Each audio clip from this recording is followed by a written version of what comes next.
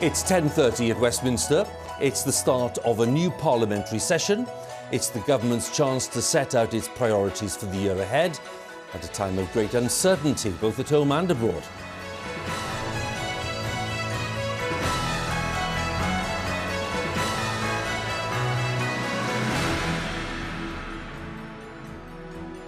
Now, this year's state opening of Parliament will be rather different. Her Majesty the Queen will not be attending, and the single throne in the House of Lords is there today for the Prince of Wales, who will read the speech on the Queen's behalf, as she's unable to attend because of what the Palace calls mobility problems.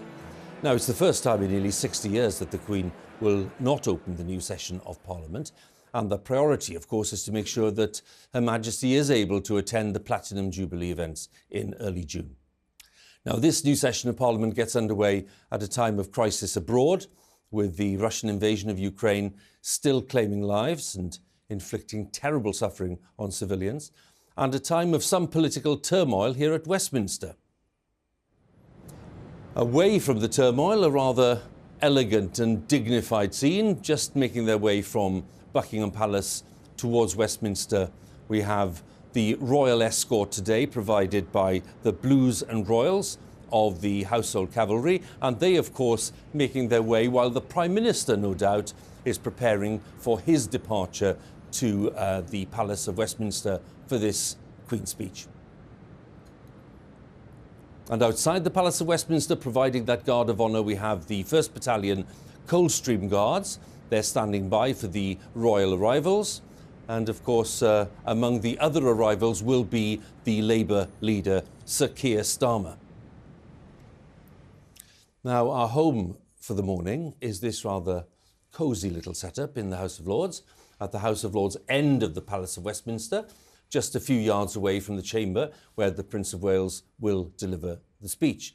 And with me are Chris Mason, who's just taken up his new duties as the BBC's political editor. It's great to have you with us, Chris. Morning. Thank you very much. First of many, thank you very much for being with us. And our political guest today, Jonathan Reynolds for Labour, Shadow Business Secretary. Morning. Kirsten Oswald for the Scottish National Party, the Deputy Leader at Westminster. Morning, Kirsten. And the Chief Secretary to the Treasury, the Conservative MP, Simon Clarke. Good morning, Simon. Hello. Thank you all for coming.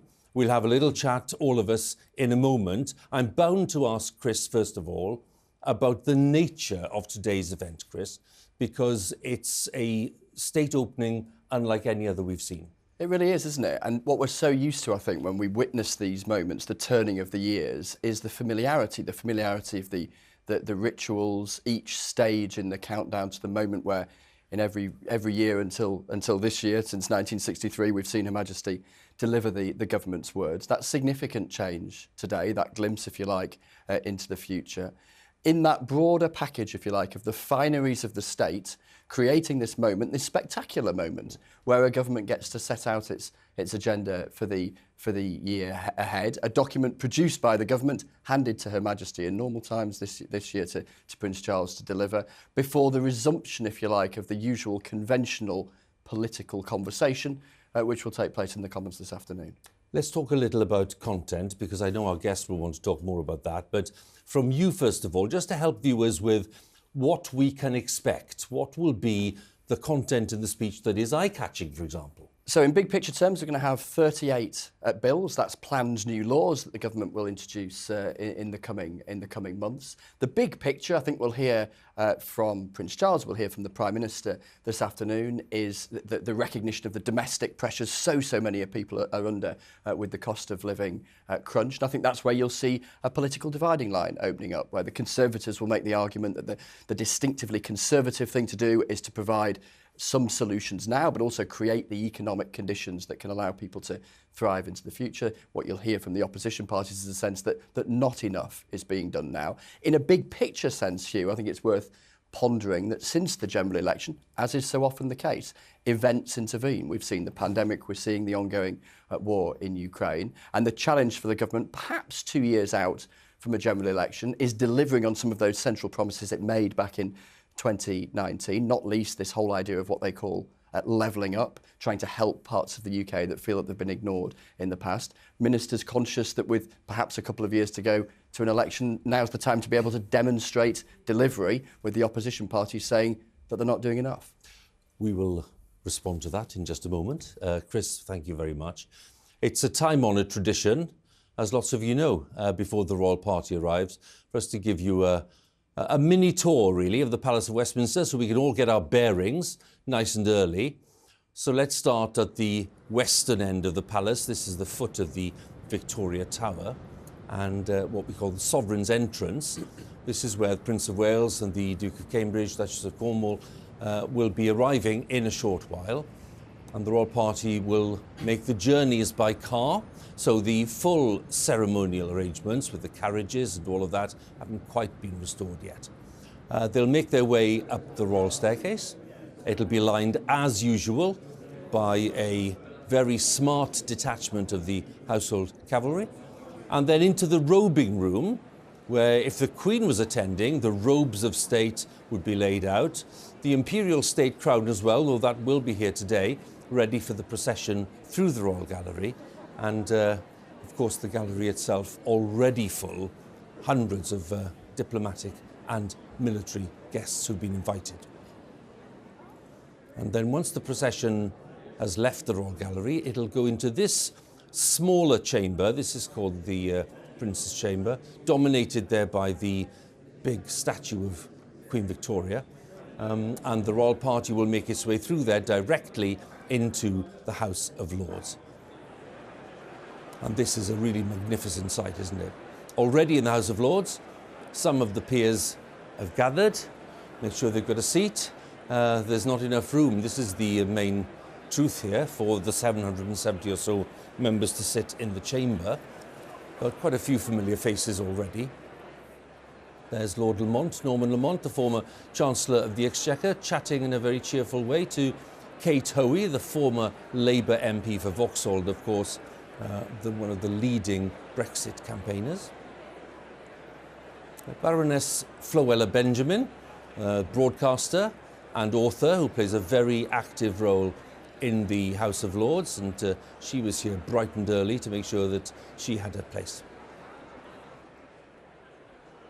And once the royal party have taken their places here, a signal will be given to summon members of Parliament from the House of Commons to come to hear the speech, and they'll pass through here, the central lobby, the magnificent heart of the Palace of Westminster, which connects the two chambers. It's a great location to view all the activity, and my colleague Rita Chakrabarti is there.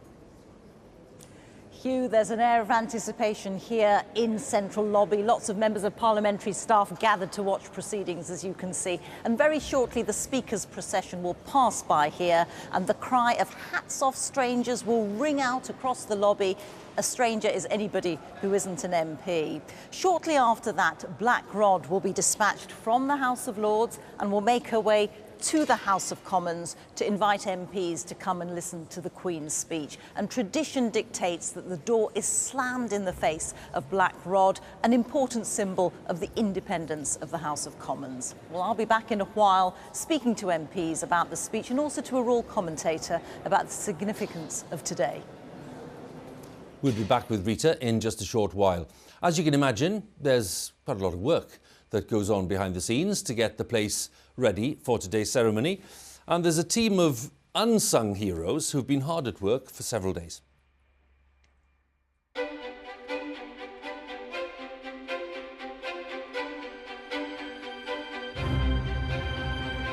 My name's Mary Jane Jung, and I'm the Keeper of Historic Furniture and Decorative Arts at the Houses of Parliament.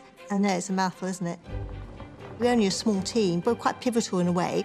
Our role in the state opening of Parliament is providing historic furniture and making sure that we have the appropriate chairs of state and thrones available. So obviously that's quite important for people to have the appropriate seat.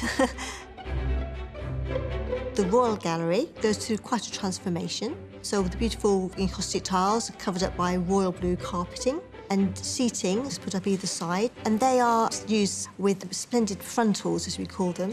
And this was fabric that was used actually in Westminster Abbey for the Queen Elizabeth's coronation. So it's rather nice that they just come across the road and we use them for every state opening now. All the lining and everything's all in place and put down, so that's all really good progress. Standing on the top of the stairs just to the entrance of the robing room for the state opening is rather splendid because you have all the soldiers lining the staircase behind you and officers of the realm in that small area. The soldiers are in full ceremonial dress, and you can tell that because every other stair has scratches from the spurs that they wear.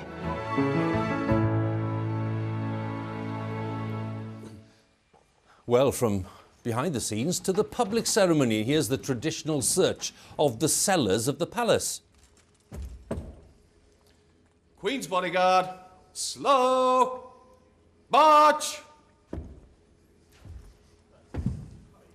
The yeomen of the guard, the royal bodyguard created by Henry VII, Henry Tudor, back in 1485 after the Battle of Bosworth, and they're making their way to the cellars of the palace. I'm not sure whether they actually go right down to the cellars. But anyway, it's the ceremonial search. It's where Guy Fawkes was discovered back in 1605. And if you think you've recognised the lady leading the way, well, you'd be right, because that is Mary Jane, who we saw in the film just a few seconds ago. It's the first time that a woman has been nominated to lead the ceremonial search of the cellars. So congratulations to her. Making their way into the royal staircase, and to line that route we have members of the Household Cavalry, the dismounted detachment, the lifeguards in their red tunics on the left-hand side, and the Blues and Royals in those dark blue tunics on the right-hand side. And they will be waiting to provide a guard of honour for the Prince of Wales, the Duchess of Cornwall, and the Duke of Cambridge, who will be arriving in a short while. The commanding officer there is Captain Quickfall, and most of those taking part, as is in line with tradition, are just out of training with the Household Division. And by the way, one little interesting thing we'll be looking out for later on, the two state trumpeters, I noticed this in my notes, which was a nice thing for us to note, a new departure. It's a husband and wife team this year, we're told. Among the party there, the state trumpeters, Trumpet Major Julian Sanford and Lance Corporal of Horse Kate Sanford. And they'll be sounding the royal salute for the arrival of the royal party.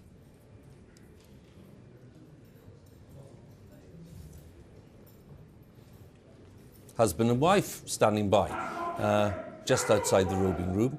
So it's a memorable day for them, no doubt.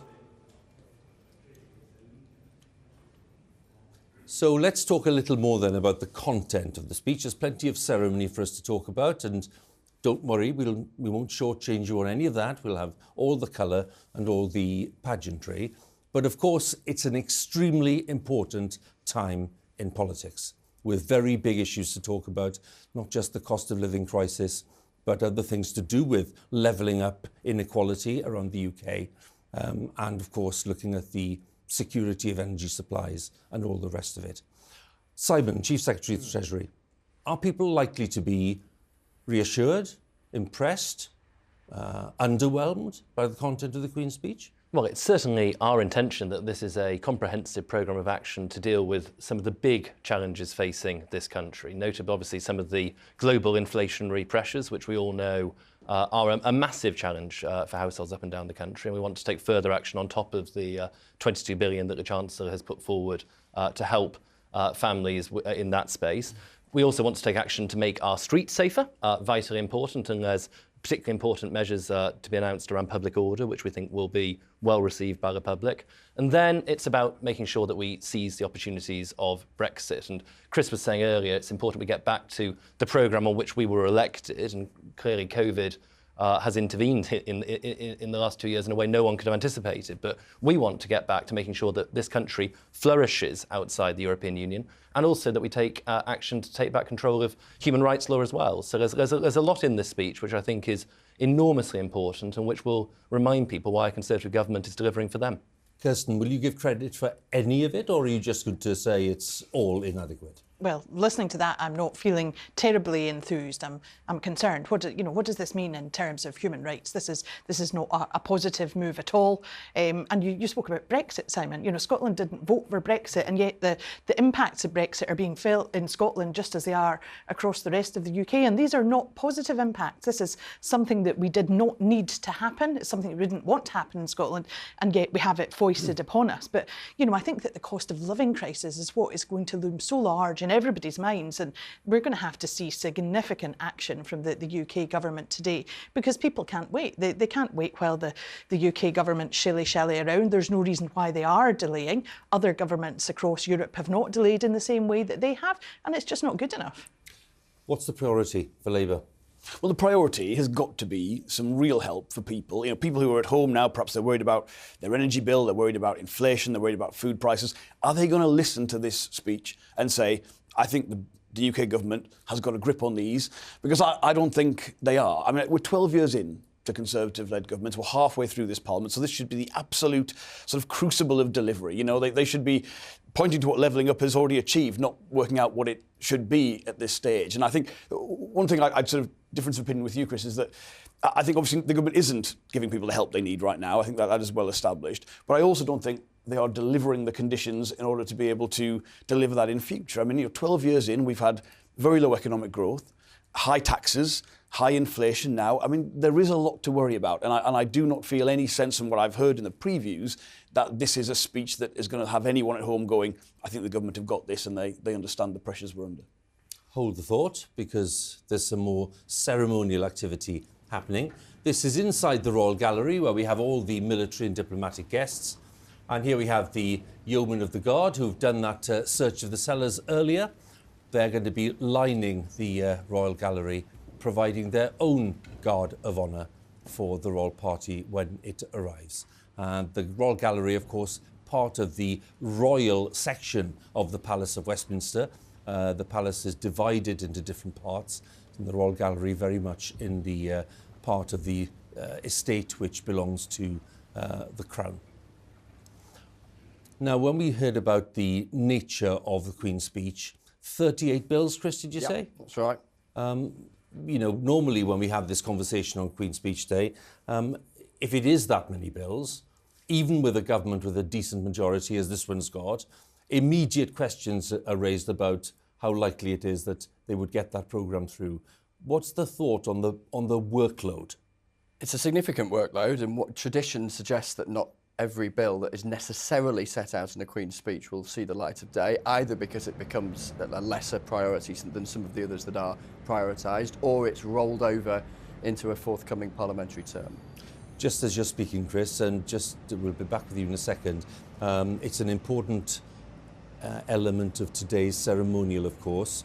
We have the imperial state crown and the other two great emblems of the sovereign's authority, the cap of maintenance and the sword of state, being taken in their own cars from the Royal Mews, along from Buckingham Palace up to Horse Parade and down to the Palace of Westminster. Why? Well, they will be on display, and they'll be on display for the very simple reason that in years gone by, and certainly going back centuries, they would be seen, they would need to be seen as symbols of the King's power or the Queen's power. So we have the reflection of that today. You'll see that the crown a little later will be put on display in the House of Lords, along with the cap of maintenance and the sword of state. And then they'll be taken in procession into the House of Lords itself for the Queen's speech, as it traditionally is, but delivered today, as we know, by the Prince of Wales. So let's carry on with our debate in a moment here, but because today's circumstances are different, let's just explore that a little more with Rita and her guest. Huw, I'm happy to say I'm joined by Robert Hardman, royal commentator and author of the book Queen of Our Times. Robert, this is the first time in nearly 60 years that the Queen has not attended this important occasion. It's a very significant moment. Well, it is, Rita. I mean, we often hear that word unprecedented, and we are in unprecedented territory today, because when the Queen didn't come in 1963 and previously in 1959. On both occasions she was expecting Prince Andrew, Prince Edward respectively. But on that occasion the speech was read by the Lord Chancellor. That was the tradition. That goes back to Queen Victoria. When she didn't open Parliament, she let the Lord Chancellor read the speech, and the Parliament was opened by what are called Lords Commissioners. And the Prince of Wales in those days just sat there and didn't say anything. Today, it's the Prince of Wales who will read the speech. That's because the Queen has issued new instructions, letters patent they're called, under which she said Parliament will be opened by Prince of Wales and the Duke of Cambridge, and Prince Charles will read the speech. So this is, I mean, the last time an heir to the throne read the speech was in the days of a regency over 200 years ago. So that's why all eyes are on today. And just to be clear, this is the Queen's decision? Very much her decision, and this is not in any way any sort of step towards regency. This is her decision to, it's a rather 21st century way of doing it. I mean, today, for example, the red boxes are always there. They'll still be turning up tomorrow. She's due to hold a virtual Privy Council meeting. So she's still very much in charge. She is still running the show, but due to these mobility issues, as the palace call them, she doesn't really feel up to being here today. I mean, in her 10th decade, we've never had a monarch reigning this long before. So I think we have to get used to what you might call the new normal. I mean, these are going to be occasions where she delegates, and we have seen transition going on now for a number of years. Prince Charles, it's now the Prince of Wales who lays the wreath at the cenotaph, who represents the Queen at Commonwealth summits, those sort of things, and the Duke of Cambridge helps out at investitures as well. So we are in a process of slow, sensible transition, but don't forget that the rule by which Prince Charles is doing the speech and opening Parliament today, it's a one-off. It's not a permanent arrangement. The letters patent are just for today and today only. And Prince William will be here too. Just explain that. He'll be here in his capacity as a Councillor of State. Because the monarch isn't here, you have to have two councillors of state to act on the monarch's behalf. And it's to show that element of continuity and stability that is what sort of monarchy stands for. I mean, today is an incredibly important part of the sort of constitutional pageant, if you like. I mean, every bit of the Constitution is sort of represented here today. And one day this will be his duty. And in the same way that Prince Charles has been in attendance for many years while his mother has read the speech and opened Parliament. So it's if you like, it's another stage in this rather long apprenticeship to the throne that will one day be William's. Fascinating. Very good to hear from you. Thank you very much. Robert Hardman. Robert Hardman there with his expertise on what's going on, talking to Rita. We'll be back with Rita in a short while. This is the scene in Parliament Square, where we have a wave of Union flags around the square at the moment, because of course it's the day of the state opening of Parliament. The police escort on its way, and the fleet of cars from the Royal Mews bringing the imperial state crown and the other regalia down to the palace, because without them, without these items of regalia, this state opening literally couldn't take place, because the prime symbols of the sovereign's authority have to be there, along with the sovereign normally, but of course special permission given today for the Prince of Wales and the Duke of Cambridge to be representing the Queen. We have the 1st Battalion Coldstream Guards providing the guard of honour outside the palace, facing St Margaret's Westminster and Westminster Abbey.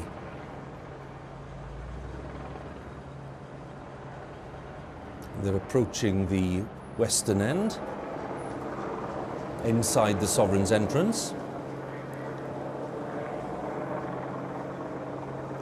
where the crown jeweller is waiting to take possession of the crown and to make sure that it's in perfect condition before it's put on display in the Royal Gallery.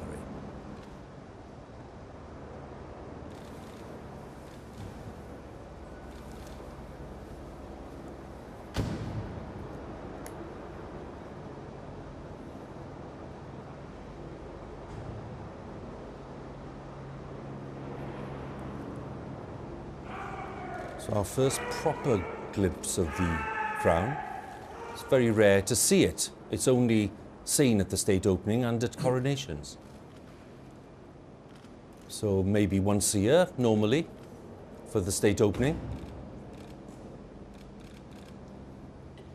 and it's not used on any other occasion.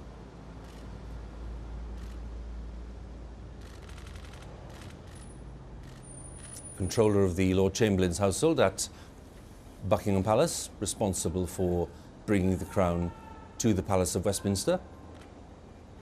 And they're now waiting to take the Sword of State and the Cap of Maintenance into the, what we call the Regalia room, which is just onto the left-hand side as they arrive. Cap of Maintenance there, crimson velvet and trimmed with ermine. A reminder of the time when the Pope, so it shows you how long ago it is, the Pope used to give a cap to favoured monarchs. But it's now become more of an emblem of authority.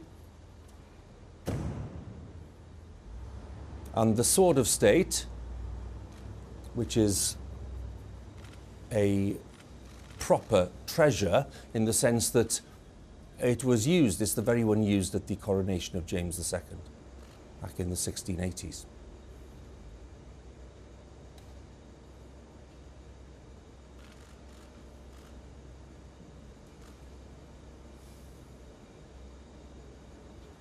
So the Regalia party is in place, and they'll now make their way in to the foot of the royal staircase.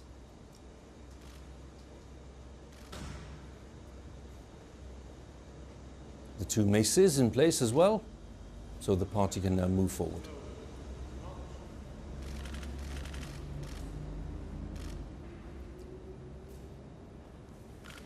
So the crown and the regalia will disappear for just a few minutes. They'll just go into the room on the left-hand side there just to make sure that everything's fine before they re-emerge and bring all the regalia back into the royal gallery. We'll see that in just a moment.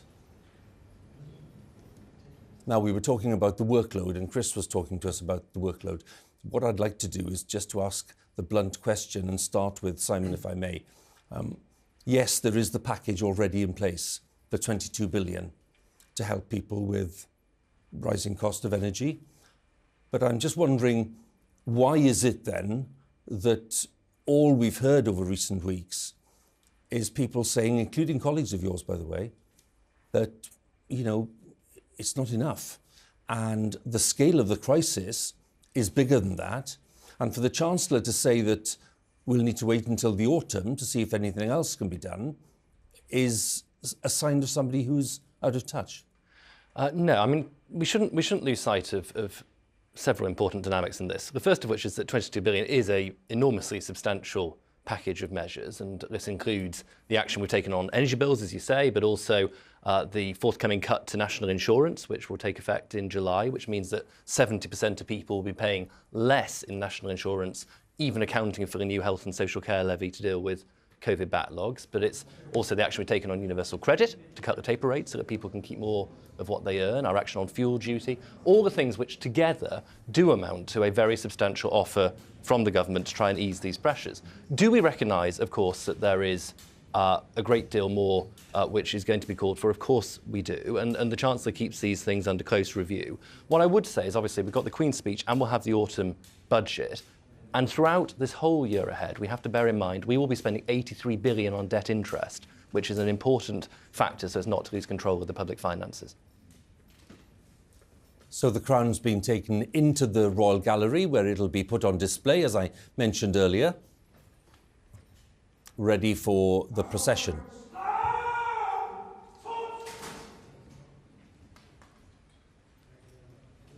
The crown, which was made for George VI back in 1937.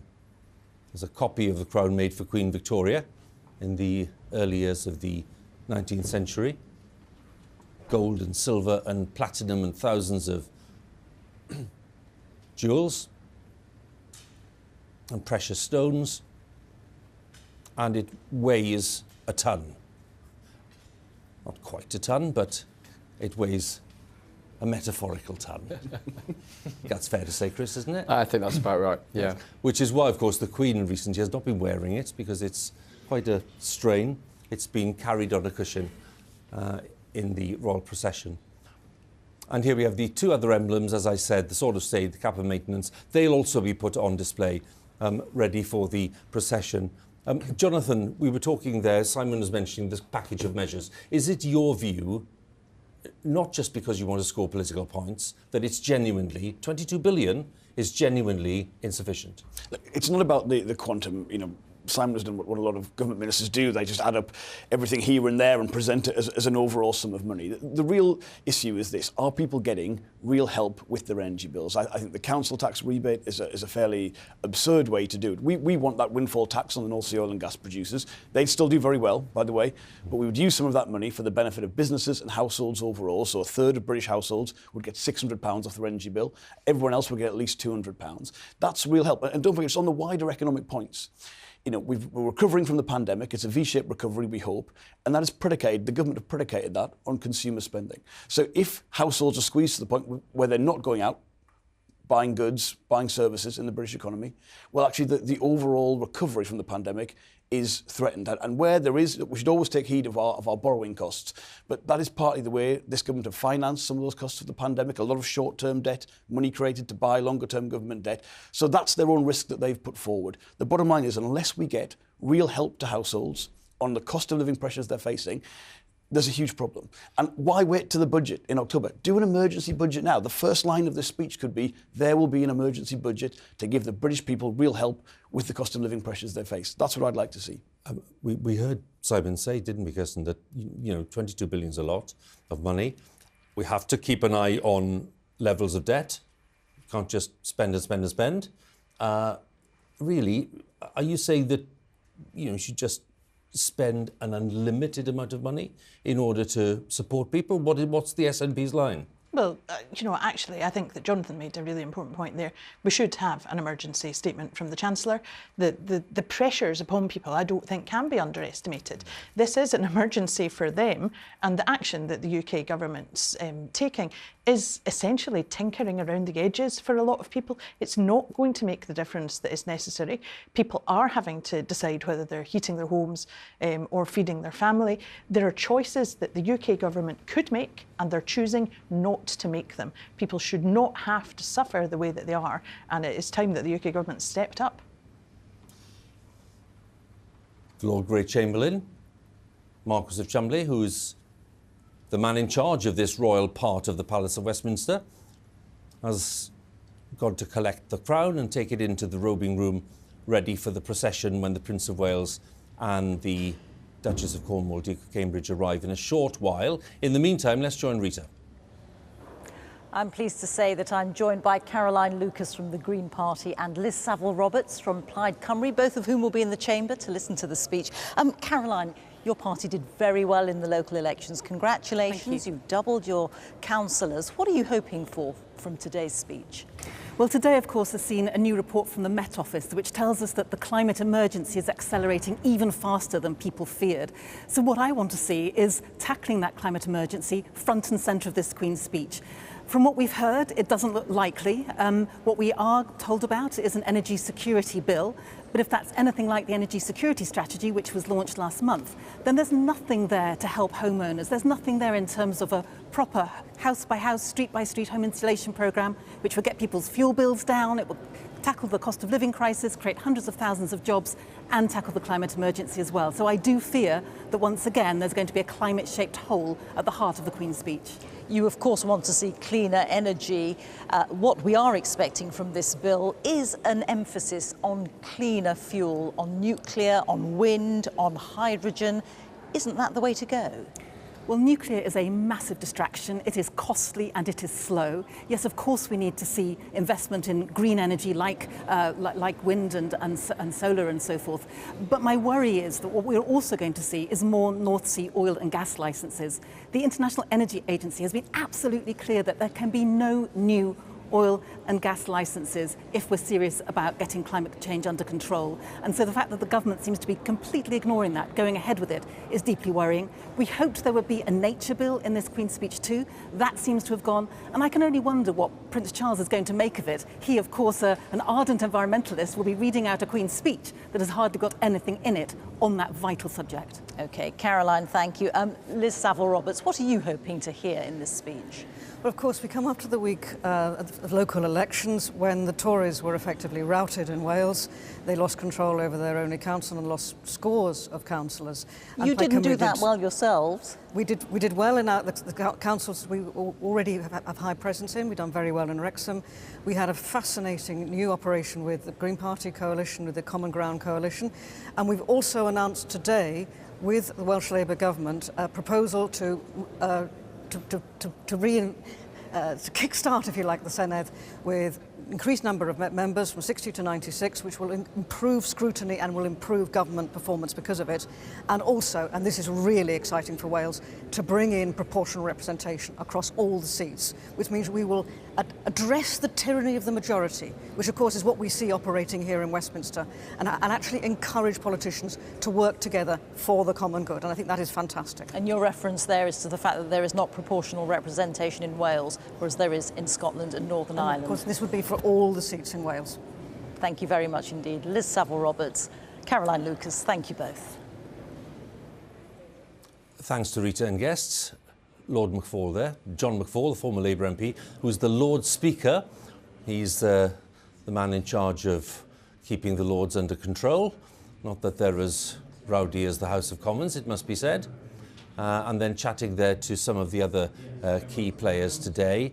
Marquis of Cholmondeley I've mentioned. Black Rod there, right on the left-hand side, that's Sarah Clarke, who will be playing a key role later when the MPs are summoned. And the gentleman just there on the, just facing the camera in the centre is the Duke of Norfolk, the Earl Marshal, who is in charge of great events, state events, such as royal funerals and ceremonial of that kind. So he's a key player as well in today's state opening of Parliament. Outside the Palace of Westminster, just approaching, is the Duke of Cambridge, who's made his way from his home in Kensington Palace.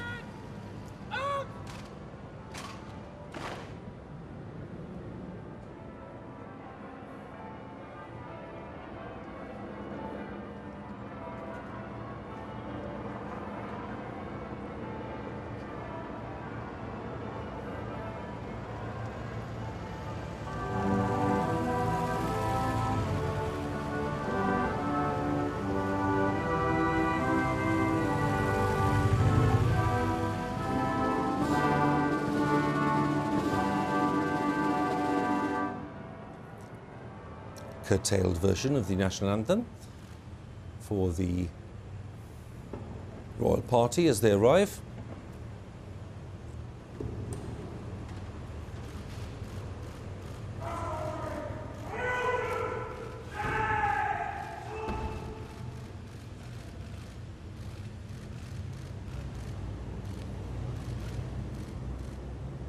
Duke of Cambridge being escorted in by the Marquis of Cholmondeley into the Palace of Westminster, making their way up to the Royal Gallery. Black Rod is with them as well, and the Prince's equerry.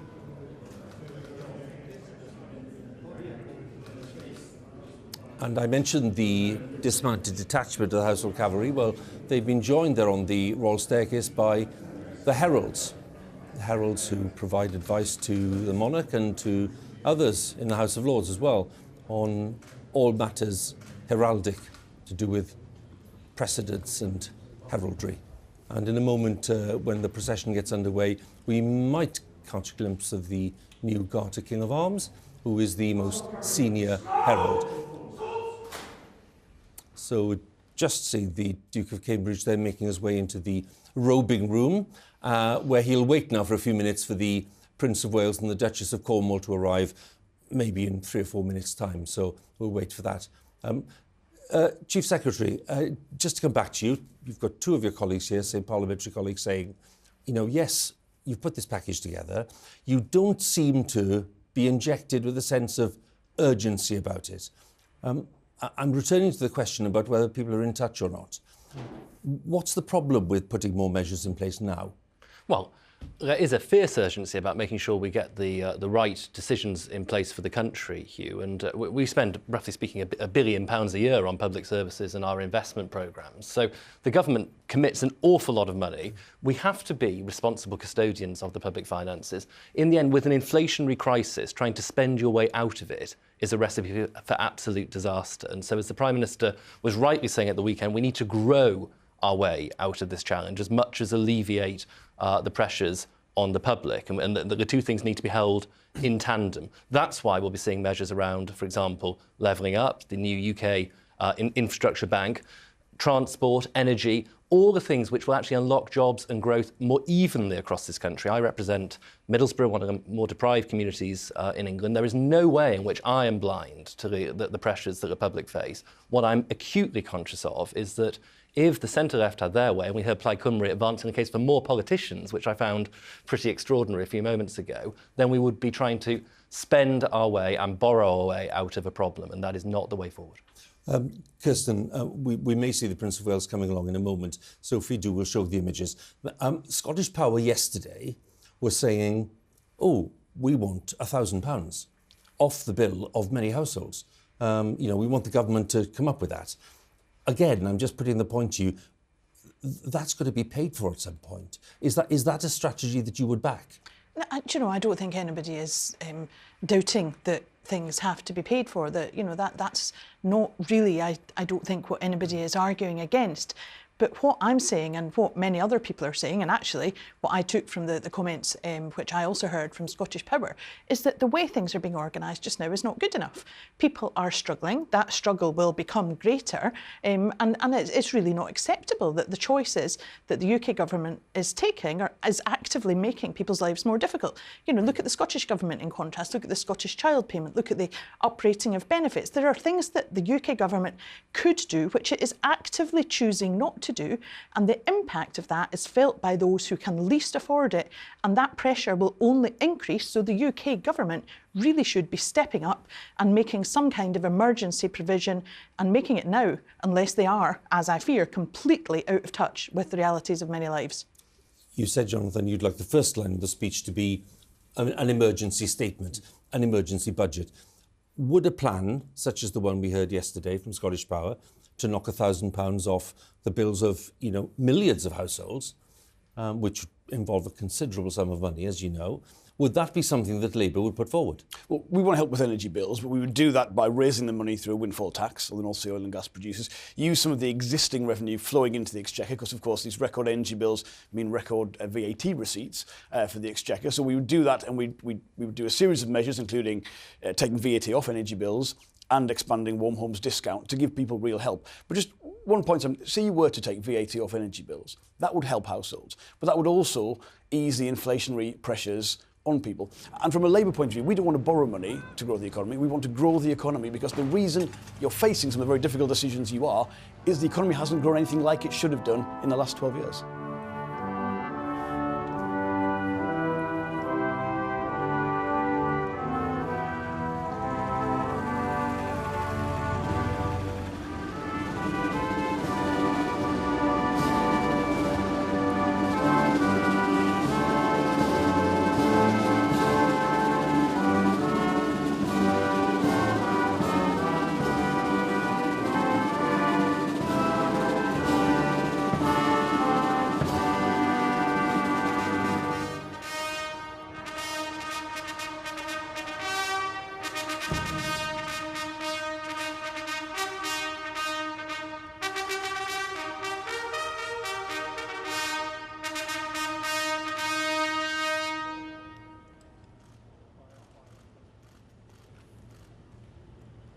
Prince of Wales and the Duchess of Cornwall arriving for this state opening of Parliament of 2022.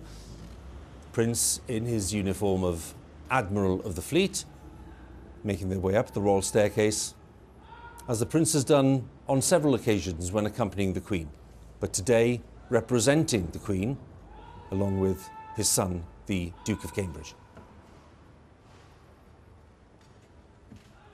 Making their way up the stairs, the heralds. And among them, Professor Anne Curry. Now this is a development, a female herald. We've not seen that at Westminster before.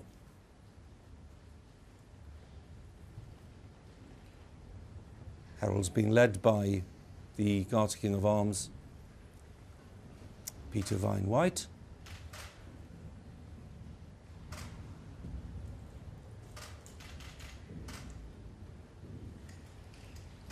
Dominic Raab, the Minister of Justice, and of course the Lord Chancellor, responsible for keeping the Queen's speech safe in the Lord Chancellor's purse, which he's clutching rather firmly there, ready to give the speech to the Prince of Wales to be reading in a short while. As the procession forms up in the Royal Gallery, and they'll wait for the Marquis of Cholmondeley to signal that the procession can get underway.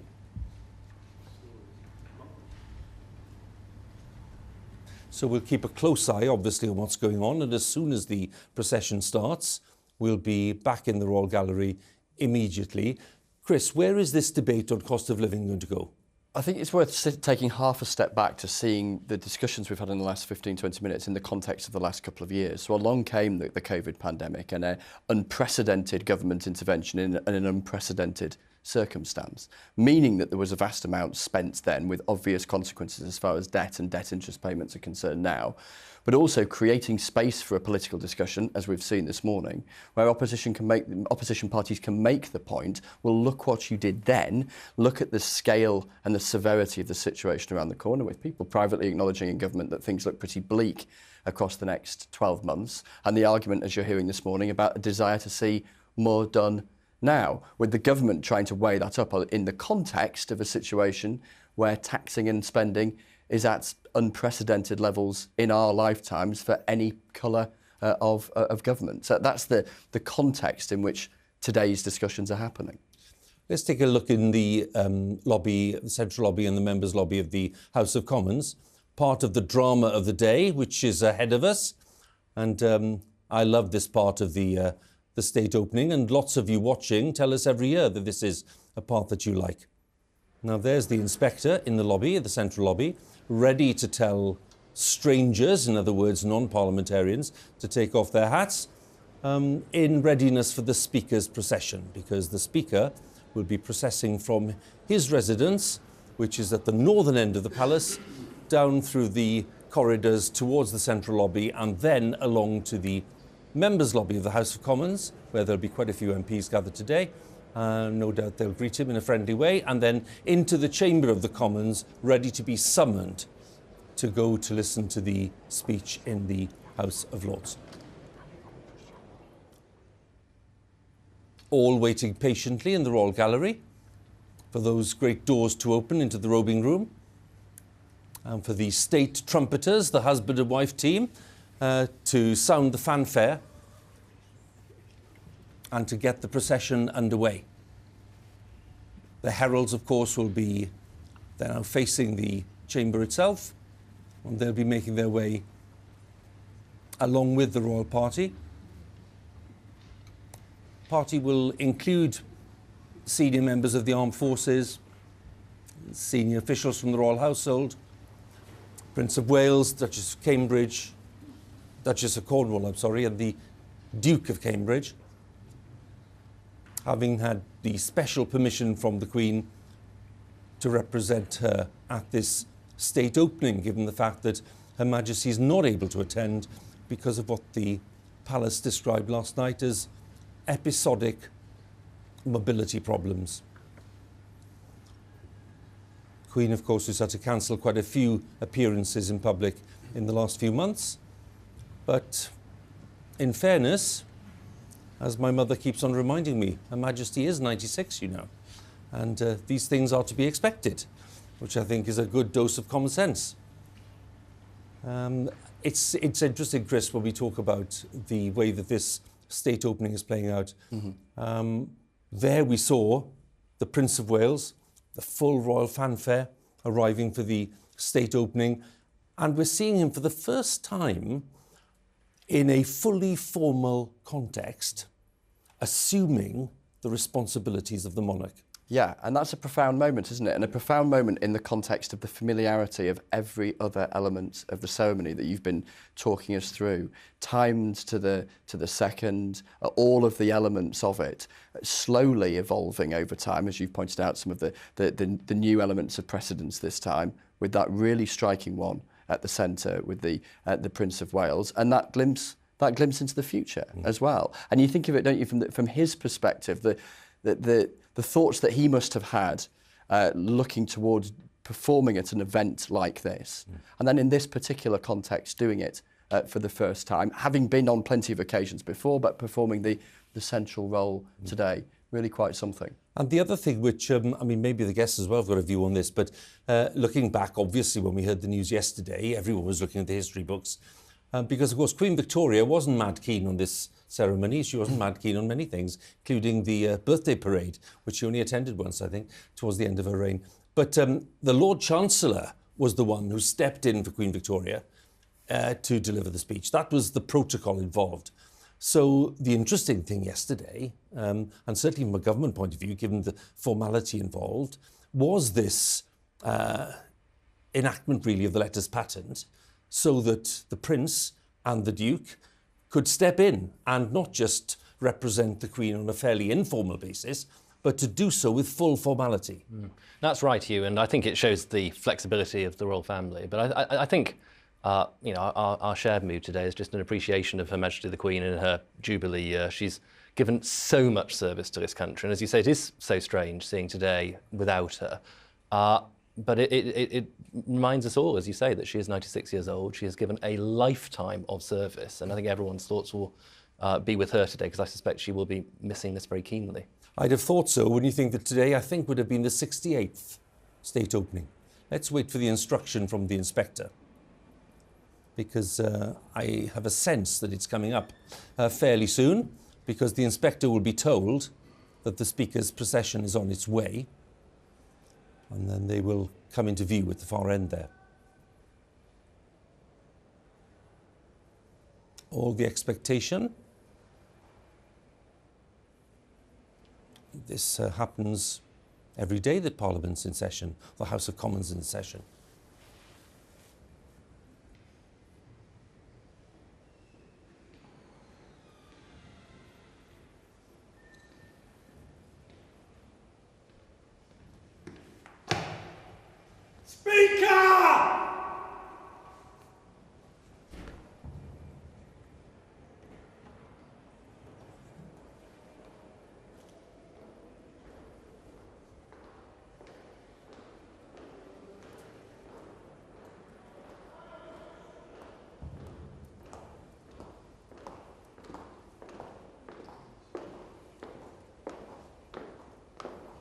Hats off, strangers!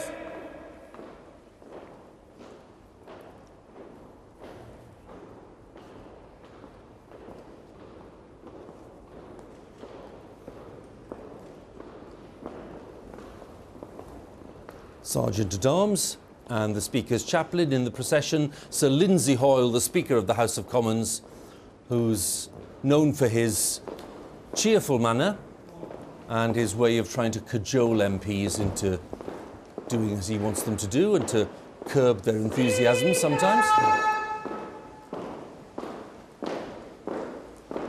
And into the members' lobby of the House of Commons.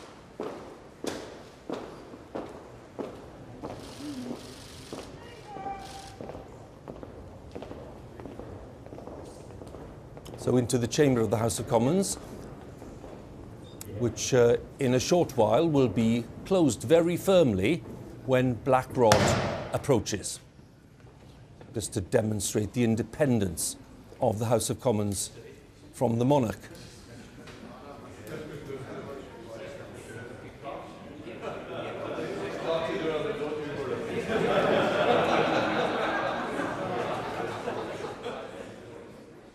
Plenty of smiles and a bit of laughter. And look at the contrast, silence in the Royal Gallery as the yeomen of the guard and the heralds wait to start the procession once the royal party emerges from the robing room.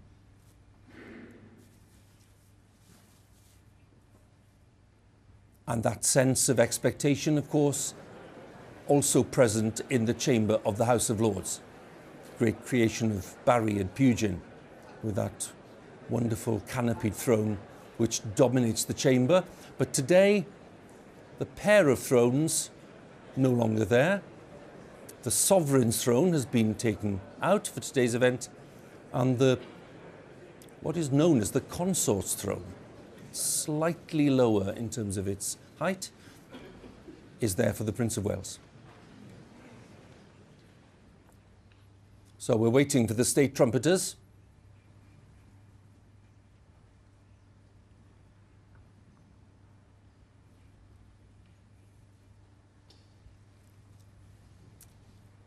Lord Chancellor Dominic Raab, waiting with the speech.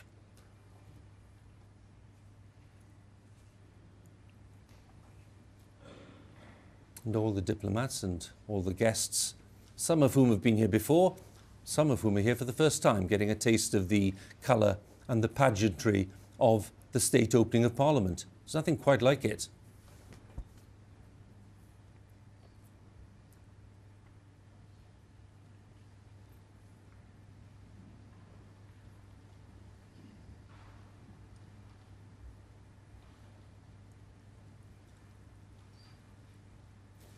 So the state trumpeters, a signal of the fact that we are in a royal section of the palace, and all of the ceremonial that we'll see shortly is there to demonstrate the fact that while the sovereign can go wherever he or she wishes in this part of the palace, to enter the chamber of the Commons is not something that's allowed.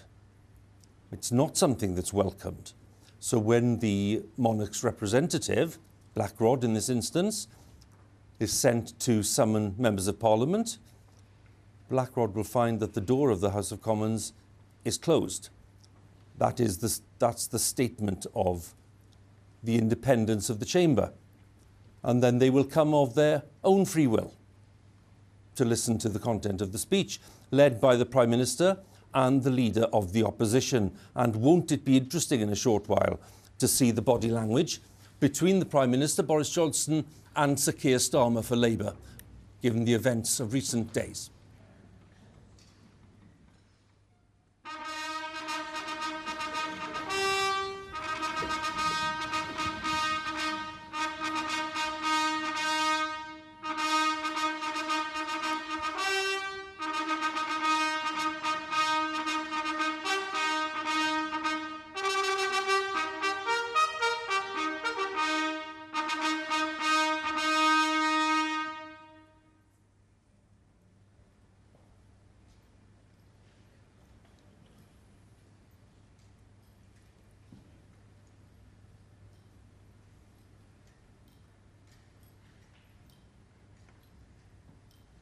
So the royal procession, this state opening of 2022, gets underway, led by the Marquess of Cholmondeley and the Duke of Norfolk. There we have the imperial state crown leading the way, a sign of the authority of the day's proceedings. And representing Her Majesty the Queen, we have the Prince of Wales, Duchess of Cornwall, and the Duke of Cambridge, following the crown on its way into the chamber of the House of Lords.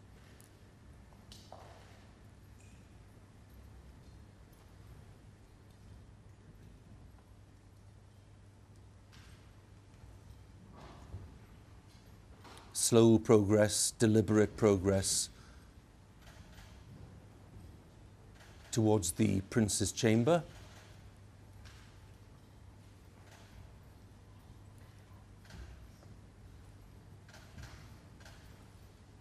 This little anteroom, dominated by Tudor portraits and by a huge marble statue of Queen Victoria.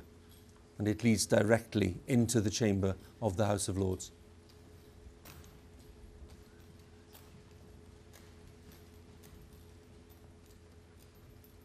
And they enter the chamber. To the left-hand side of the thrones, as we look into the chamber from that point. They all stand. Prince of Wales will take his place on the throne that's been set for him. The crown will be placed on that table. And we'll await the signal for members of Parliament to be summoned to the House of Lords. My lords, pray be seated.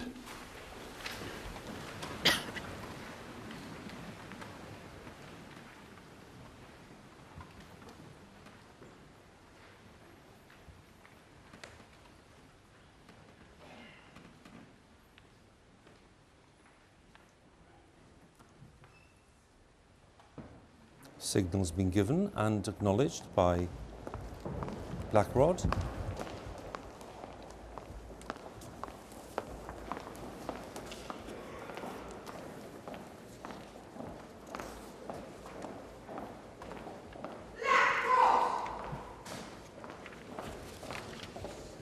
The announcement that Blackrod is on her way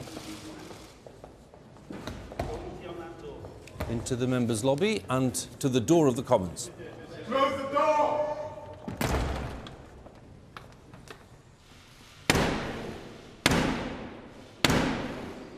It's Blackrod. Open the door.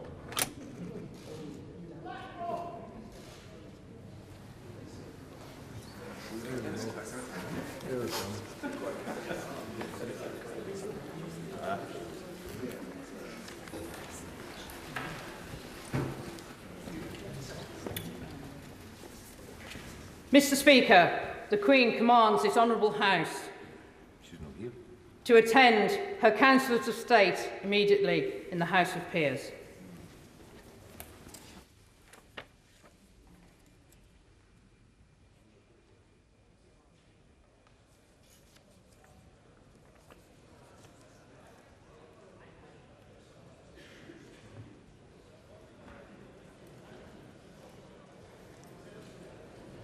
So a little change in the wording, as you'd expect, because they're not going to attend the Queen, but the Queen's councillors.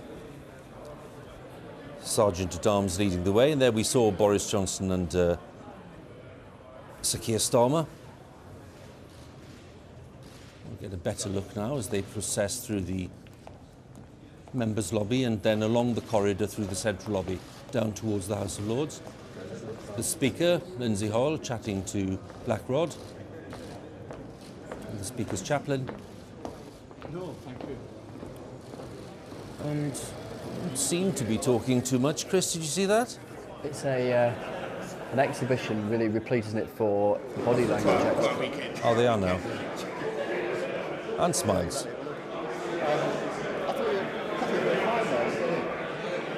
Well, that's a little more jolly than I'd have expected, Chris, really. It's yeah, it really is an occasion, isn't it, for the body language experts and the lip readers, because most of the words we don't quite catch. And a good old chance for small talk. Can you sustain a conversation that isn't primarily about politics for the duration of the walk?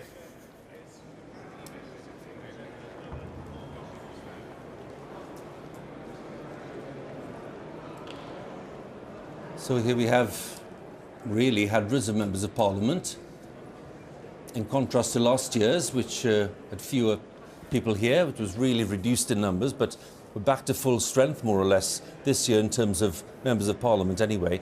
And in they come to the House of Lords, and they'll crowd in their Prime Minister, of course, and Labour leader, the SNP leader, Ian Blackford, is there, and members of the Cabinet, senior members on Labour's front bench. And they'll all squeeze in. And once things have settled down, Prince of Wales will be presented with the speech, which has been written by the government and outlines the programme for the year ahead.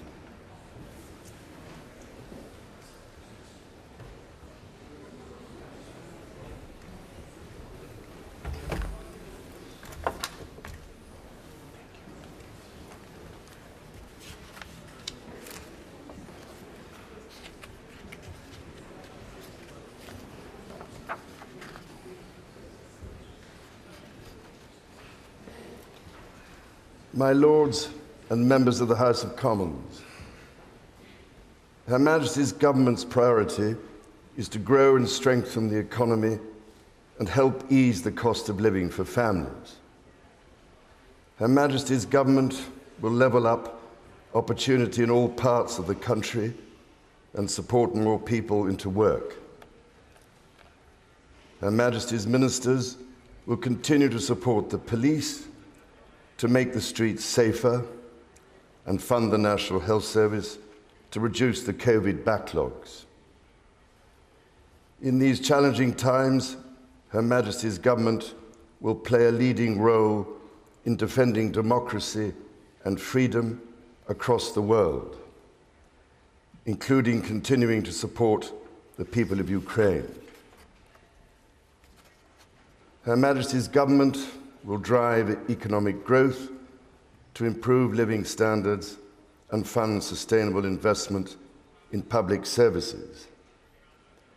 This will be underpinned by a responsible approach to the public finances, reducing debt while reforming and cutting taxes. Her Majesty's ministers will support the Bank of England to return inflation to its target. A bill will be brought forward to drive local growth, empowering local leaders to regenerate their areas and ensuring everyone can share in the United Kingdom's success. The planning system will be reformed to give residents more involvement in local development. Her Majesty's government will improve transport across the United Kingdom, delivering safer, cleaner services and enabling more innovations. Legislation will be introduced to modernise rail services and improve reliability for passengers. Her Majesty's ministers will bring forward an energy bill to deliver the transition to cheaper, cleaner, and more secure energy. This will build on the success of the COP26 summit in Glasgow last year. Draft legislation to promote competition, strengthen consumer rights, and protect households and businesses will be published. Measures will also be published to create new competition rules for digital markets and the largest digital firms. Her Majesty's government will establish the UK Infrastructure Bank in legislation, with objectives to support economic growth and the delivery of net zero. Reforms to education will help every child fulfil their potential wherever they live, raising standards and improving the quality of schools and higher education. Her Majesty's ministers will publish draft legislation to reform the Mental Health Act. Her Majesty's government will continue to seize the opportunities of the United Kingdom's departure from the European Union to support economic growth. Regulations on businesses will be repealed and reformed.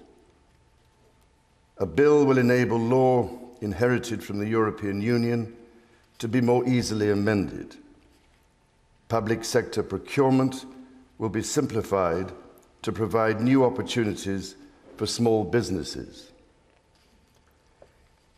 New legislation will strengthen the United Kingdom's financial services industry, ensuring that it continues to act in the interest of all people and communities. The United Kingdom's data protection regime will be reformed. Her Majesty's government will continue to champion international trade, delivering jobs across the country and growing the economy. Legislation will be introduced to enable the implementation of the United Kingdom's first new free trade agreements since leaving the European Union. Her Majesty's ministers will encourage agricultural and scientific innovation at home. Legislation will unlock the potential of new technologies to promote sustainable and efficient farming and food production. Her Majesty's government will protect the integrity of the United Kingdom's borders and ensure the safety of its people. Her Majesty's ministers will take action to prevent dangerous and illegal channel crossings and tackle the criminal gangs who profit from facilitating them. Legislation will be introduced to ensure the police have the powers to make the streets safer. A bill will be brought forward to further strengthen powers to tackle illicit finance, reduce economic crime, and help businesses grow. Measures will be introduced to support the security services and help them protect the United Kingdom.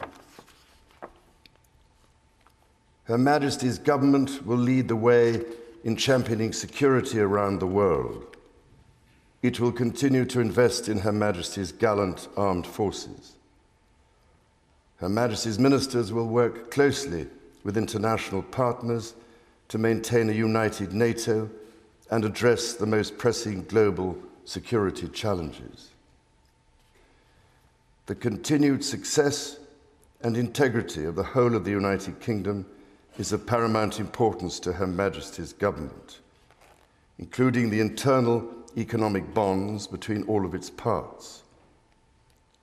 Her Majesty's government will prioritise support for the Belfast Good Friday Agreement and its institutions, including through legislation to address the legacy of the past. Her Majesty's government will ensure the Constitution is defended. Her Majesty's ministers will restore the balance of power between the legislature and the courts by introducing a Bill of Rights. Legislation will prevent public bodies engaging in boycotts that undermine community cohesion. Her Majesty's government will introduce legislation to improve the regulation of social housing, to strengthen the rights of tenants and ensure better quality, safer homes. Legislation will also be introduced to ban conversion therapy. Proposals will be published to establish an independent regulator of English football. In this year of the Platinum Jubilee, Her Majesty looks forward to the celebrations taking place across the United Kingdom and throughout the Commonwealth, and to the Commonwealth Games in Birmingham this summer. Members of the House of Commons, estimates for the public services will be laid before you. My Lords and members of the House of Commons, other measures will be laid before you. Her Majesty prays that the blessing of Almighty God may rest upon your councils.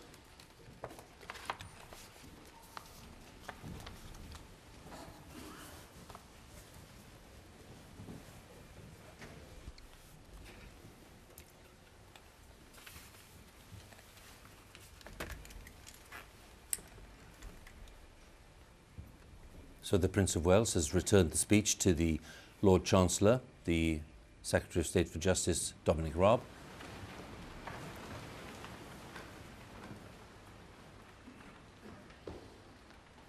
And the procession will gather once again to return through the Royal Gallery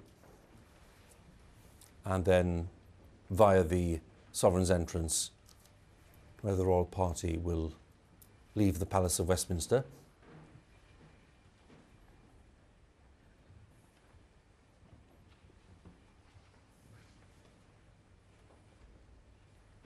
The Prince of Wales, followed by the Duchess of Cornwall and the Duke of Cambridge, who sat either side of the throne in those state chairs, listening carefully to the content of the speech.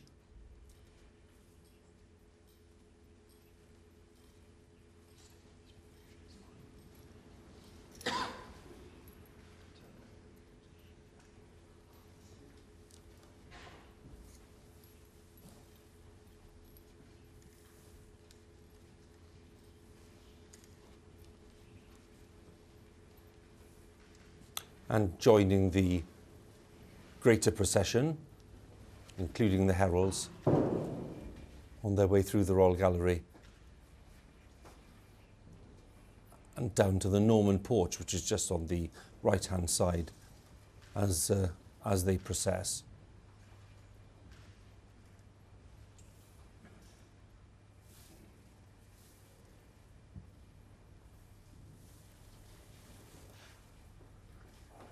So we'd been told to expect, and Chris was telling us earlier, some 38 bills detailed in that Queen's speech, which was delivered by the Prince of Wales on behalf of the Queen.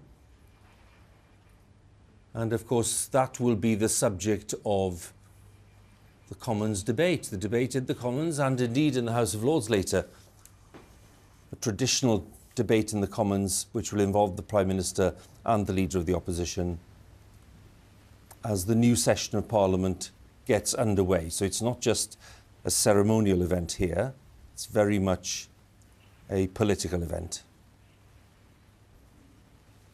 And the Members of Parliament, Damien Green there, Marc-Francois,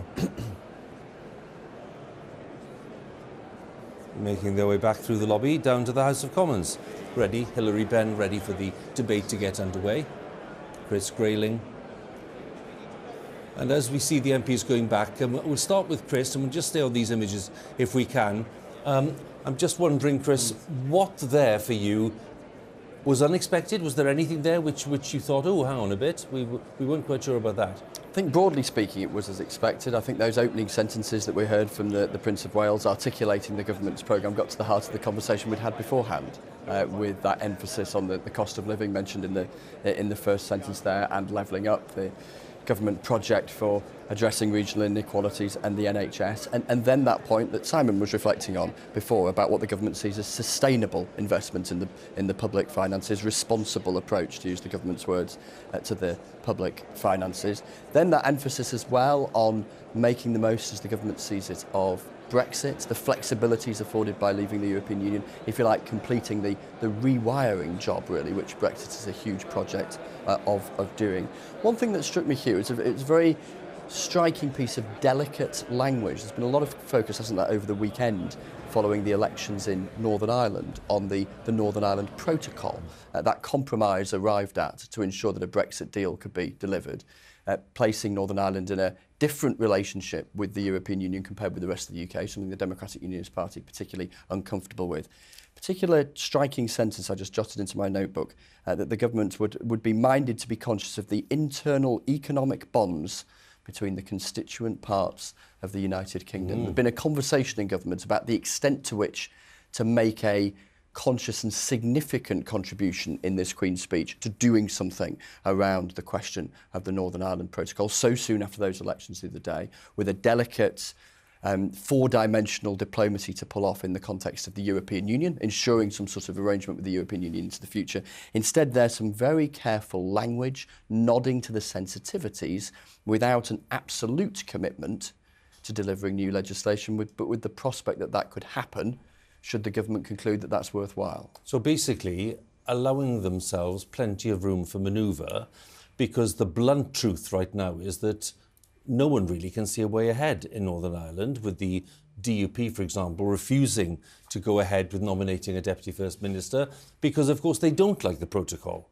That sensitivity of language, which one can understand, doesn't really tell us anything about how the government wants to get around it. It doesn't, but it buys them some time, and they have time in the new rule book as far as the formation of a devolved government as Northern Ireland is concerned. 6-month window for that to happen. I think what we've seen there in the last few days is that the status quo can be very sticky even when you've had sizable change. So we see Sinn Féin rising to be the most significant party as far as those elections were concerned. That an unprecedented moment and a symbolically hugely significant one.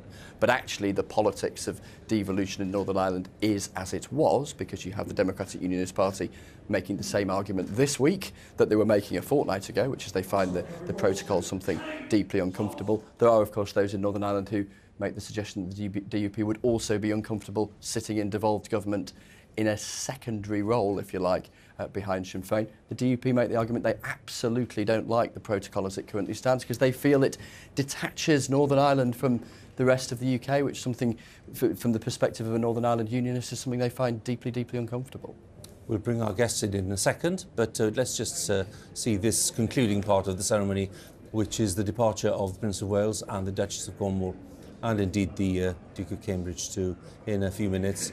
And they're making their way back down the royal staircase here to the Sovereign's entrance. The House of Cavalry still there providing that guard of honour. And they'll go back then to Clarence House. That's where the Prince and the Duchess are based in London. And they're going back to Clarence House after this state opening, thanking some of the key players involved. And outside the Palace of Westminster, we will be watching the departures, and the Guard of Honour outside, of course, made up of the Coldstream Guards.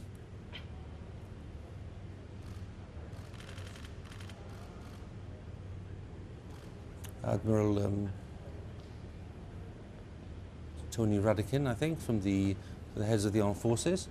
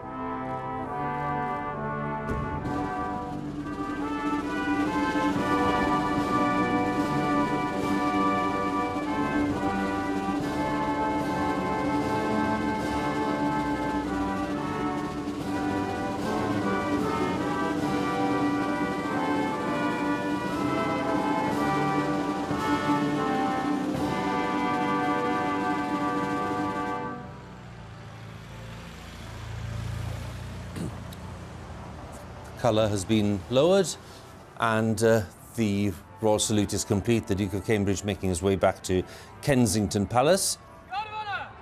The band of the Coldstream Guards, 1st Battalion Coldstream Guards, having done their work sharply and smartly, as they always do. We're back here with the guests in the studio. Right, Chris has usefully given us some thoughts there on the speech. I know you two will want to have your own questions. I'm going to start, Simon, by saying to you, first of all, there are several controversial areas here. And, of course, they've all been done in the name of the Crown. Of course, we've seen the Crown leaving the Royal Gallery right now. They've all been done, of course, in the monarch's name. They include things like, for example, looking at the way people gather for protests, which some people have considered to be a rather draconian measure. You said just at the start of the programme you thought it would be quite popular with people. What's the thinking behind that? Well, the Public Order Bill, which was announced, is a crucial part of restoring some common sense to the balance between legitimate protest, which is obviously important in a free society and something we totally respect, and the illegitimate forms of protest, which have come to characterise some events over recent years. And I'm thinking here particularly of groups like Extinction Rebellion and the absolute misery they have caused through these new tactics like locking on, as it's called, where people chain themselves to buildings or vehicles or whatever else, or glue themselves to the road. I absolutely believe in a democracy. The right to protest is essential, but I also believe that people should have the right to go about their daily business unimpeded. And that is now being abused. That's what this Act, among other things, is seeking to address. Does that go too far, Jonathan? Well, I mean, I think it's entirely reasonable that people are allowed to buy petrol, for instance, right? Most people have petrol cars, so of course that should be protected. But I would just say, look at what's happened to the criminal justice system over the last decade. You know, prosecutions have collapsed. Really serious crimes, you know, rapes and things like that, not being prosecuted. Fraud in issues like that, financial crime, massively increased. I'd make that the priority if I was the government. Real massive failings in the criminal justice system, where criminals are not being punished as they should be. Let's just see the Crown leaving, because It's now been taken back, and once the Crown has left Parliament, literally been taken in a car away from the precincts of Parliament, the formal element of today's proceedings will be over, and then we can focus properly on all the politics that's to come, and goodness me, there's plenty of that to focus on.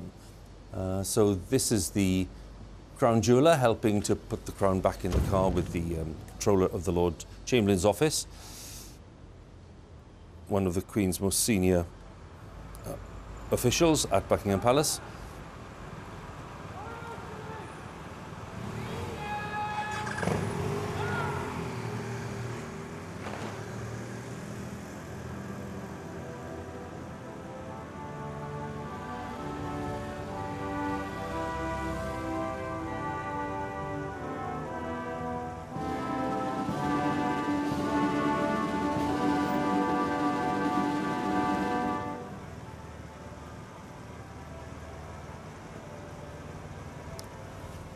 And to complete the process, the other items of royal regalia being put into the car as well, ready for their return to Buckingham Palace.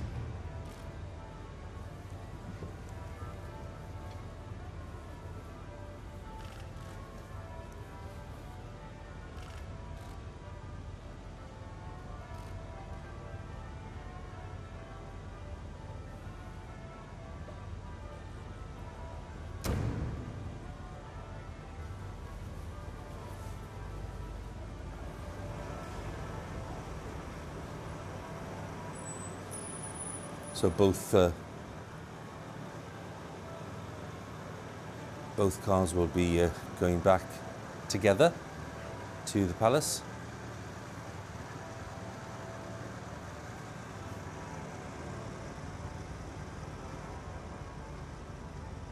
And slowly pulling away, the car with the crown. There'll be 3 cars in all, by the way. Crown, and then the cap of maintenance and the sword of state, and then the 2 maces as well.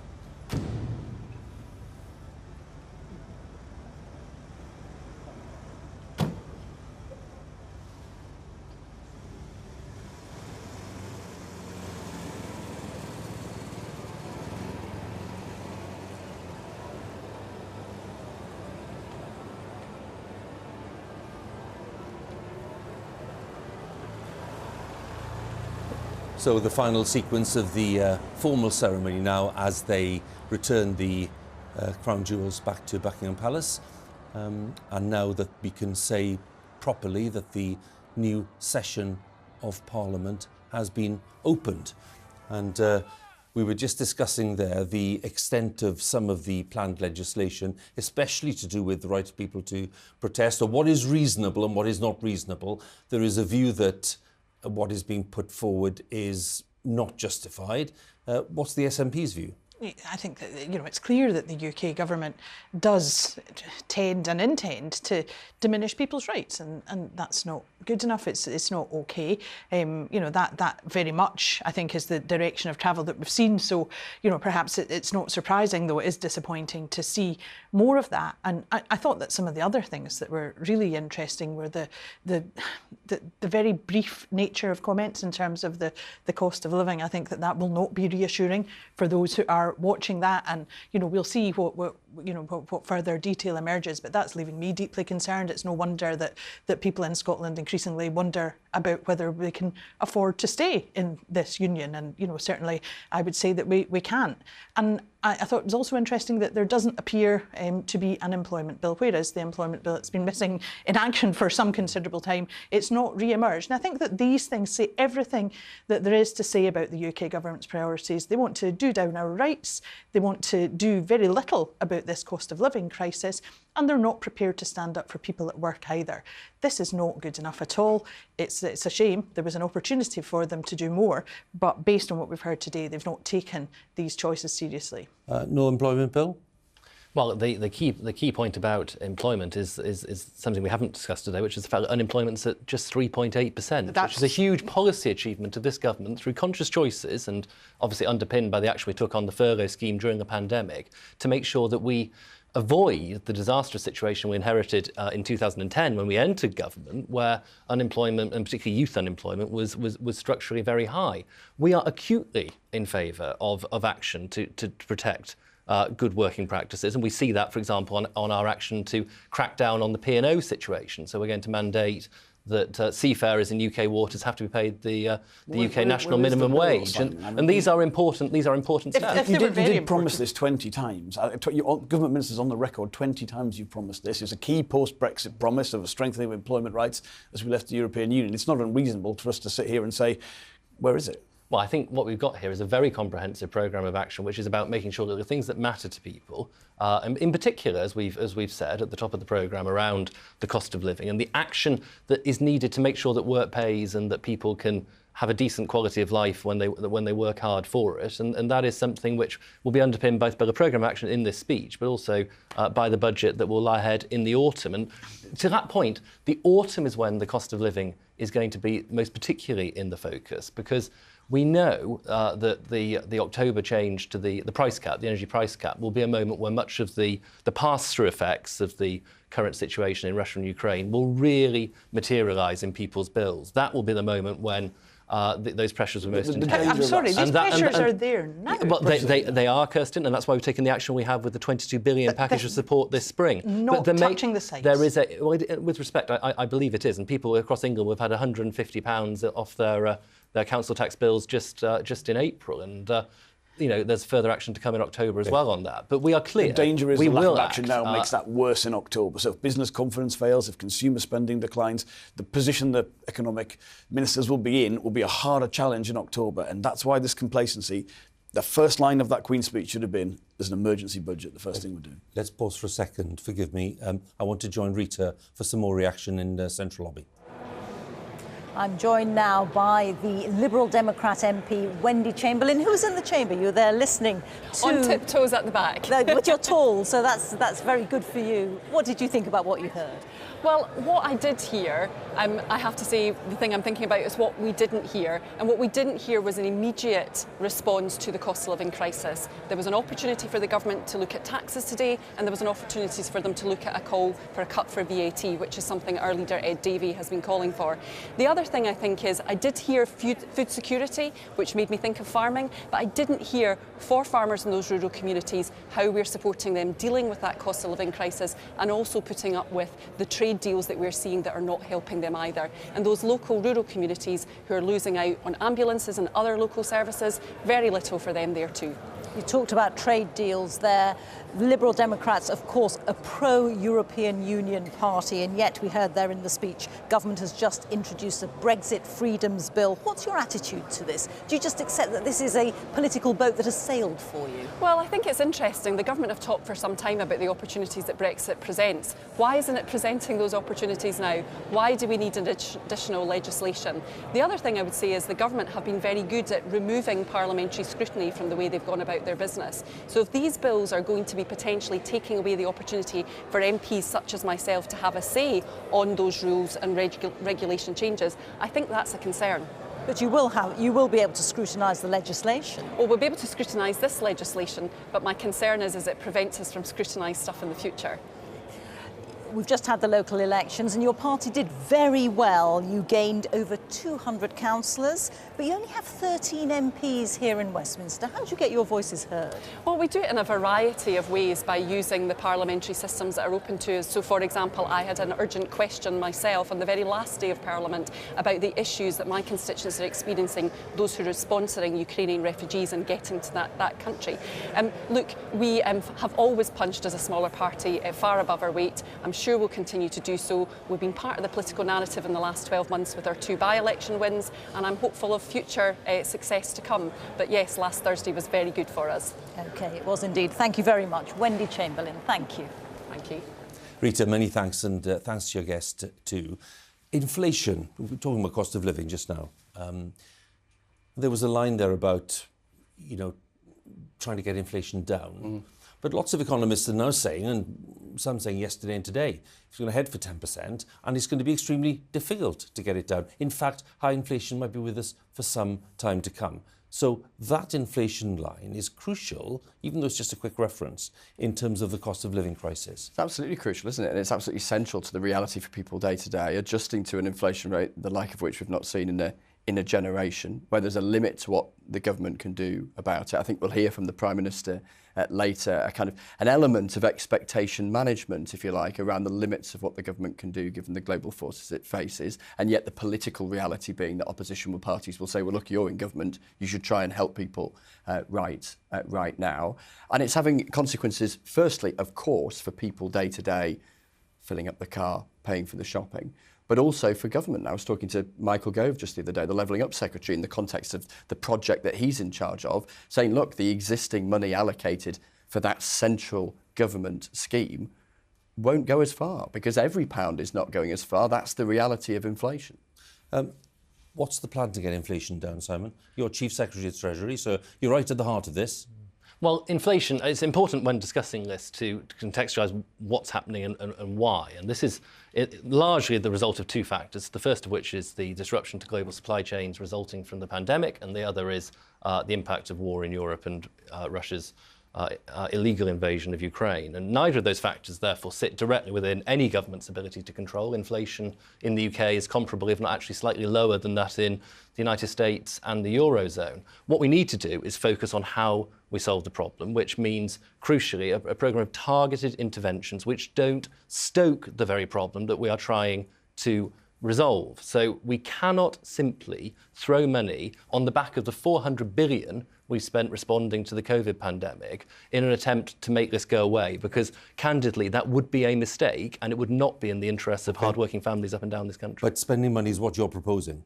Do you know, I just don't think that works if you think about people who are struggling to get by on benefits, for instance. Why will the UK government not uprate benefits as the Scottish government has done? That's not going to do what you suggest, but what it will do is it will make a significant difference to people who are really struggling to get by. The reality of people's lives is that things are incredibly tight. They're going to get much tighter. And because we haven't heard what we really should have today, I cannot fathom how the UK government thinks that this is good enough. It's no wonder that they experienced the punishment that they did in the local elections in Scotland and across the UK as well, because people recognise that. The reality of people's day-to-day lives seems so remote from this government, and I think that people are deeply concerned, and they're right to be concerned, because the choices this government are making are not helping folk. Jonathan, you're next. I'll come to you in a second. Let's join Rita once again for another bit of reaction. Huw, I'm joined by the Democratic Unionist Party's Carla Lockhart. Carla, you were listening to the speech. What's your reaction to it? Well, the speech obviously outlined the government's what the government intend to take forward. The parts that I was particularly interested in was the levelling up agenda and the need for Northern Ireland to very much feature in that levelling up. We talk about this great United Kingdom, and it's important that Northern Ireland in all of that is front and centre. A little bit disappointed that there wasn't something more substantive on the cost of living, given how that's impacting people at the moment. But all in all, a good speech, and I look forward to this Parliament bringing some of these issues forward. Well, since last week's elections to the Northern Ireland Assembly, all eyes are, of course, on what is going to happen. Prince Charles spoke of the government's support for the Good Friday Agreement. Are you going to nominate a Deputy First Minister following Sinn Féin's victory? Our position remains very, very clear on this issue. The government cannot have the protocol and the executive. It is one or the other. And we want the border to go in the Irish Sea. Our agenda has always been to ensure that the government act on this. I know that my party leader has had discussions with the Prime Minister this morning. We want to see legislation brought forward that will restore Northern Ireland's place within the United Kingdom. It cannot be hyphened off, and the cost of living, you only have to look at the cost of living in Northern Ireland and the fact that it can't even be addressed because of the protocol. So we want to see the protocol go. And yet the protocol is an internationally agreed deal that this government signed up to. Well, it's very disappointing that the government signed up to it. We have always warned the government against it. We have always consistently voted against it, and we are consistently pressing the government to act in this regard. We've heard plenty of words, plenty of bluster, but we need the government to act. We cannot have a government that willfully legislates over the dissolution of this great United Kingdom. Carla, thank you very much indeed. That is Carla Lockhart from the Democratic Unionist Party, and that is all from me, Huw, on this historic day in Central Lobby. Rita, many thanks to you and to all of your guests during the past couple of hours or so. I said I'd start with Jonathan. I'm going to give you all a sentence each because we're just rapidly running out of time, as we always do. If someone came up to you who's not heard any of the speech, Jonathan, what would you say in a sentence is your takeaway from it? I would say it didn't rise to the occasion, and the government is out of ideas, and if it were to deliver on its promises at the start of the speech, it would require a complete reversal of outcomes to the previous decade. And just goes to a point on inflation. Now, everyone recognises the global picture on inflation and the pressures there. No one's going to criticise the government for those global pressures. What we're criticising them for is their response to help people in that. And we're not just saying give people more support time, we're telling you how to raise the money. You know, BP have said a windfall tax will not affect investment. It will be a way to raise money, rather than having all of that value returned just to shareholders through share buybacks and higher dividends. A lot would still go to them, I recognise that, but using that money for the benefit of the economy overall, that has got to be the right way forward. A sentence, that was a very long one. In a sentence, Simon, what would you say to someone about your take on today's Queen's speech? I would say it was a packed programme of legislation to make sure that we get the economy growing so that we can offset some of these inflationary pressures through growth as well as through targeted help for families and businesses. It's about action on the issues that matter socially, be that banning things like conversion therapy, which is a great social evil, or taking action to curb crime. And it's also about making sure that we are an active global player, whether that be taking opportunities of Brexit or standing up to the evil that Russia is wreaking in the Ukraine. Thank you. Kirsten? I think it's all about what isn't there, what's missing, what isn't good enough. So these economic measures are absolutely not going to touch the sides of people's real struggles, whereas the employment bill, the measures that take away people's rights, the measures that criminalise people who are fleeing for their lives, this is a pretty disappointing Queen's speech, and it certainly isn't going to meet the needs of people in Scotland or anywhere else in the UK. Chris, you get the final word, and it is just a few words. It reshapes and restarts the political conversation, doesn't it? We've had a morning of ceremony, an afternoon of politics to come around that crucial issue of the cost of living crunch and whether the government feels that it's doing enough relative to opposition parties who are going to clamour that it's not enough given the scale of the challenge. That's the scene set for the politics of the coming months, the coming years. Thank you all very much. It's been a pleasure having you in the studio. Thank you so much. And Chris, nice to have you with us as well. Thank you. First time as political editor. All of which brings this part of the day's proceedings to an end. New session of Parliament has been opened by the Prince of Wales in the absence of Her Majesty the Queen. But we now look forward to 4 days of celebrations, of course, in early June for the Queen's Platinum Jubilee. But for today, the ceremony is now done. The heated political debate can restart. There's full coverage on the BBC News channel this afternoon. But from all of the BBC team at Westminster and all of my guests here, thanks for watching and goodbye.